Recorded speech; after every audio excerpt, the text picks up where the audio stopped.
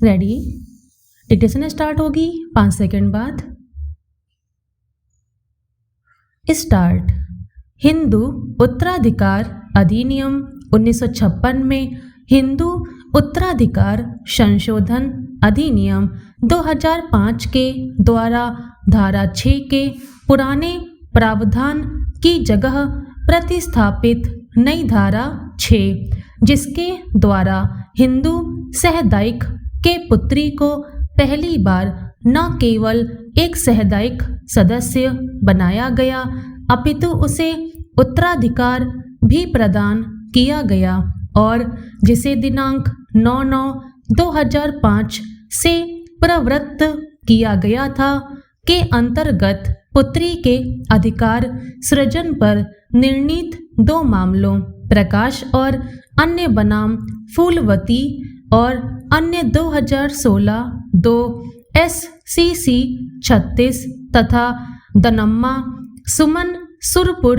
और एक अन्य बनाम अमर और अन्य 2018 3 SCC 343 में उच्चतम न्यायालय के खंडपीठ द्वारा दिए गए निर्णयों में विरोधाभास के कारण यह मामला इस वृहद पीठ को संदर्भित किया गया था। विराम। शेष विशेष अनुमति याचिकाओं में वही विधिक प्रश्न अंतर्ग्रस्त थे जो विनीता शर्मा 2019 6 SCC 162 के मामले था। विराम।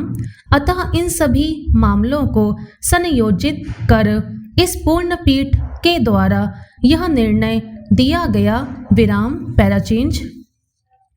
प्रकाश बनाम फूलवती उपर्युक्त के मामले में उच्चतम न्यायालय के खंडपीठ ने अभिनिश्चित किया था कि धारा 6 प्रवर्तन में भूतलक्षी नहीं है और यह केवल तब ही लागू होता है।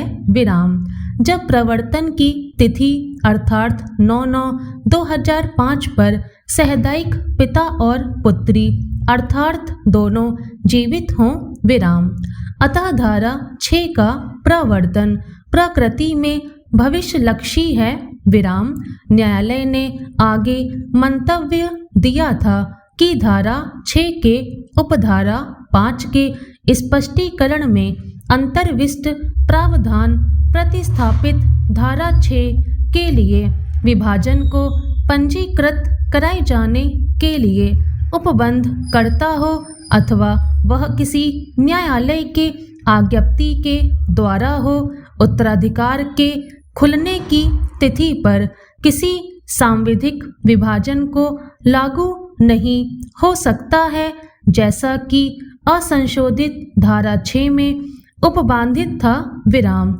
न्यायालय का आगे संप्रेक्षण था कि काल्पनिक सांविधिक विभाजन को मृतक सहदायिक के हिस्से को सुनिश्चित करने के लिए किया गया हुआ माना जाना चाहिए, जो धारा 6 के परंतुक या धारा 6(5) के अंतर्गत स्पष्टीकरण सहित आच्छादित नहीं है और विधि के प्रवर्तन के द्वारा संपत्ति के विभाजन को पंजीकृत कराया जाना लागू होने योग्य नहीं है, जिसे पूरा प्रभाव दिया जाना चाहिए। विराम। पैराचेंज।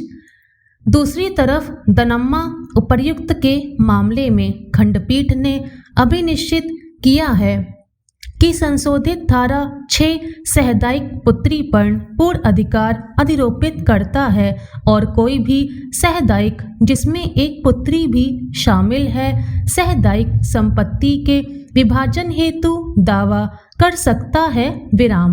तदनुसार मृतक 2001 सहदायिक के विधवा 2 पुत्र एवं 2 पुत्रियों को हिस्सेदार मानते हुए प्रत्येक को 1/5 हिस्सा प्रदान किया गया है। विराम। किंतु दोनों ही निर्णयों में अधिनियम के प्रवर्तन को भविष्यलक्षी माना गया। विराम।